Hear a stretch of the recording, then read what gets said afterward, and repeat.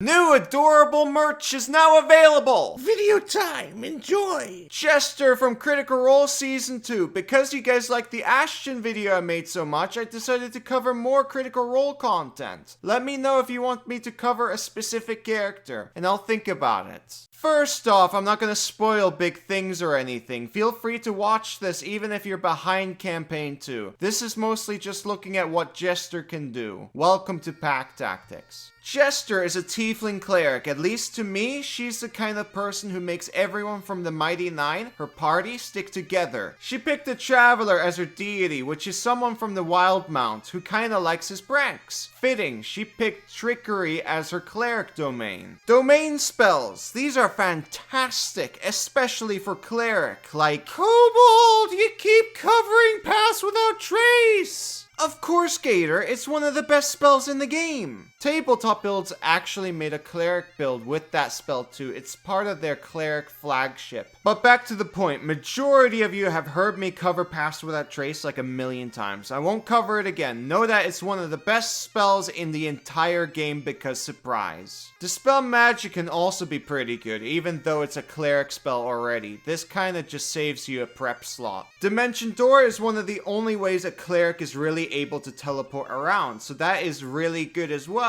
And Polymorph helps a lot because clerics don't really get that many good 4th level spells. Like look here, you can use Banishment or maybe Guardian of Faith, but that's really it. Optimizers just upcast Spirit Guardians. And now let's look at just your stats. You know what her most used 2nd and 4th level spells are? Pass Without Trace and Polymorph. She cast Pass Without Trace 42 times over the campaign, and Polymorph a whole 50 times. She looked at her tools and noticed these spells are insane and made good use out of them. I can remember both spells being really clutch for the Mighty Nine. That's very optimal. Next is Blessings of the Trickster. You can use your action to touch a willing creature other than yourself to give it advantage on dexterity stealth checks. This blessing lasts for 1 hour until you use this feature again. She used this 54 times. When you have Pass Without Trace, something like this doesn't really change too much, but getting both is still awesome. Also, this has no limits to how often you can use it, so keep using it. This is a very strong feature. The next feature wasn't actually used that often, but I kinda get it. It's the Trickery Cleric's Channel Divinity, Invoke Duplicity. Starting at 2nd level, you can use your Channel Divinity to create an illusionary duplicate of yourself. As an action, you create a perfect illusion of yourself that lasts for 1 minute, or until you lose your concentration, as if you were concentrating on a spell. The illusion appears in an unoccupied space that you can see within 30 feet of you. As a bonus action on your turn,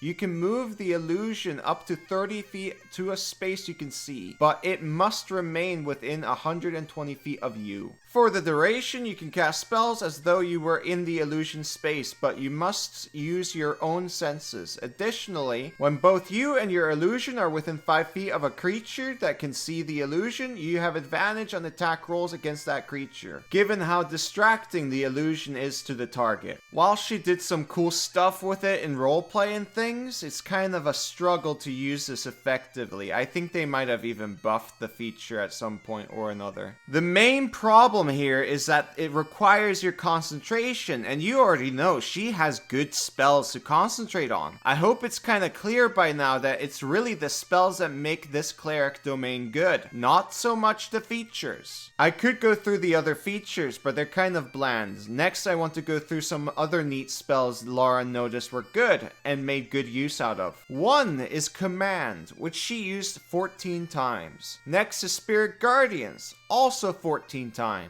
And Bless, 12 times. I wouldn't call the spells she used a lot as optimal, but who cares? They had fun. They got to the conclusion of the story. That's all that matters. But these specific ones I mentioned here are pretty optimal. To finish things off, I want to look at something she doesn't do, or well, not often. A lot of people point to Cleric when someone is new to the game and wants to play a healer, because they have healing spells. But healing spells aren't that good in this game. Even in the Mighty Nine, they often asked Jester for healing, but she was very vocal about wanting to cast her other spells. And that's very smart. Clerics shouldn't use all their spell slots on healing. If you kill the enemies quick enough with like Spirit Guardians, your party takes less damage and you can skip the healing step completely. The best defense is a good offense. If you can end a fight, end it. So I hope you guys learned something from Jester. And yes, this was kind of a shill for Trickery Cleric too. I love this subclass. Anyways, I hope I earned your subscription and support on Patreon. Thank you for watching. Bye-bye.